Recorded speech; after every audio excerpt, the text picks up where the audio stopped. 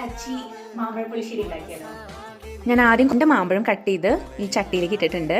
അതിലേക്ക് ഒരു നീളമുള്ള ഒരു പച്ചമുളകും കട്ട് ചെയ്തിട്ടിട്ടുണ്ട് കേട്ടോ.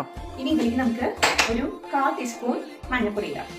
പിന്നെ ആവശ്യത്തിന് ഉപ്പും ഇട്ട് കൊടുക്കാം. എന്നിട്ട് നമുക്ക് നല്ലപോലെ ഒന്ന് ഇളക്കി കൊടുത്തിട്ട് ഒരു 5 മിനിറ്റ് നേരം അടച്ചേക്കാം.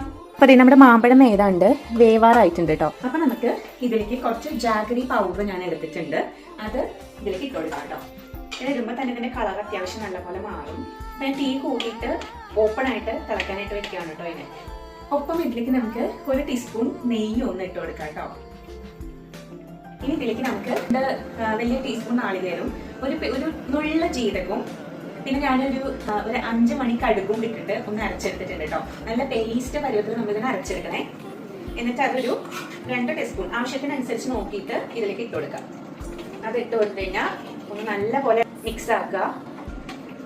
എന്നിട്ട് ലേശം തൈര് അടിച്ചു വെച്ചിട്ടുണ്ട്, അതൊരു 2 ടീസ്പൂൺ ഇട്ട് കൊടുക്കാം.